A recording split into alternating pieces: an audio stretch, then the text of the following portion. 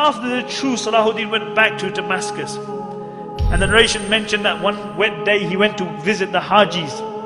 And when he came back, it was cold, it's wet.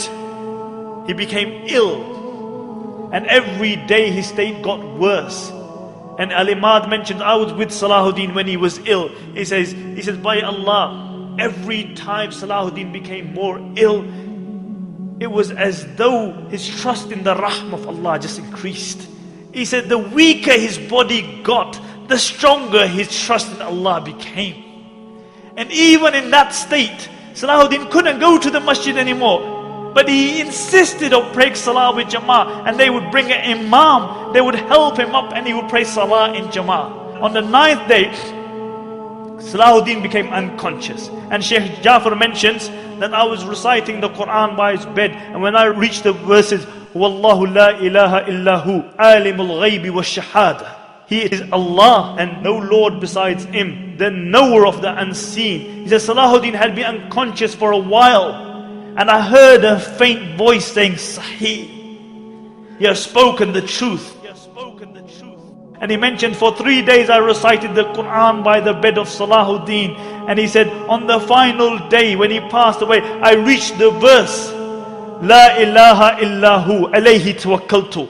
There is no God but Allah, and upon Him I trust.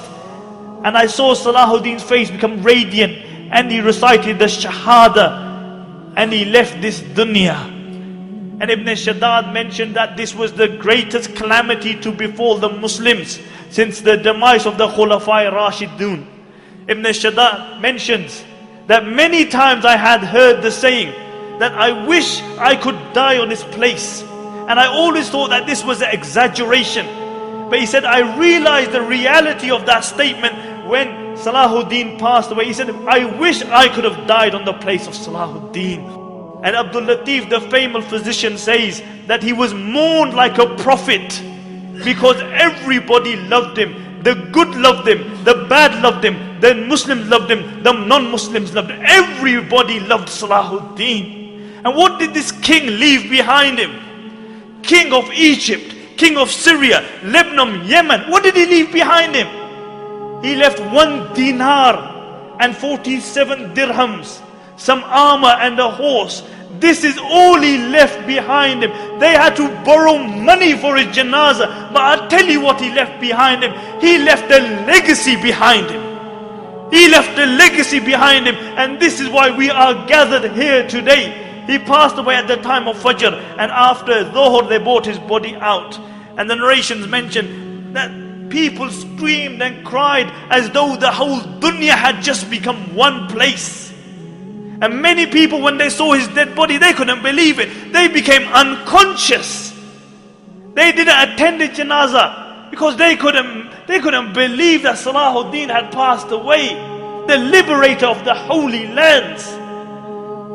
And how was Salahuddin buried? They had to borrow money for a janazah. And Qadi Fadil gave a fatwa that Salahuddin should be buried with his sword, so that on the day of judgment when he's resurrected, and one of the 7 people who is under the shade of Allah is Imamun Adilun, a just ruler. When he's under the shade of Allah subhanahu wa ta'ala, he is leaning upon his sword.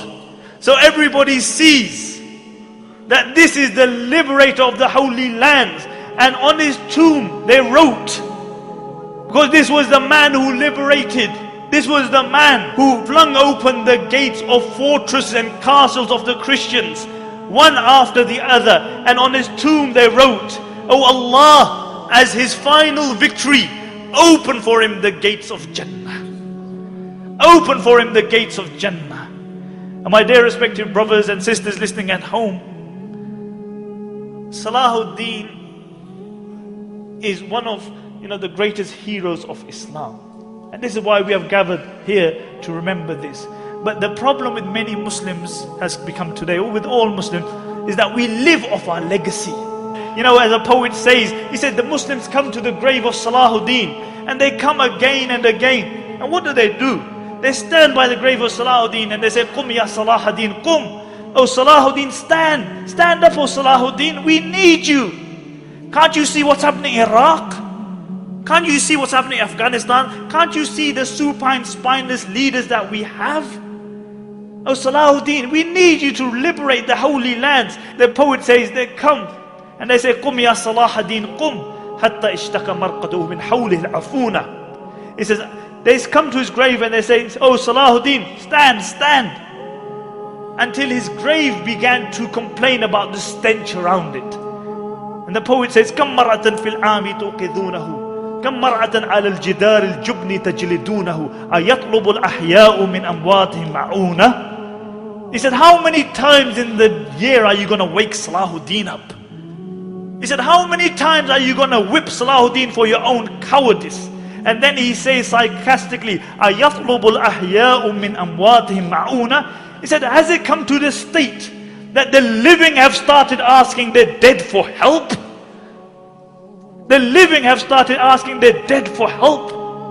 Nobody aspires to be a Salahuddin. Nobody tries to be a Umar ibn Khattab or Abu Dhar or Abu Bakr radiallahu anhum or a Khadija or a Fatima.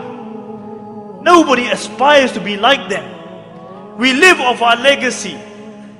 You know, we remember these people, but none of us aspire to be like them. We can't be cowardice because we believe in a hereafter. You can't celebrate the life of Salahuddin and Umar ibn Khattab and then be cowardice yourself.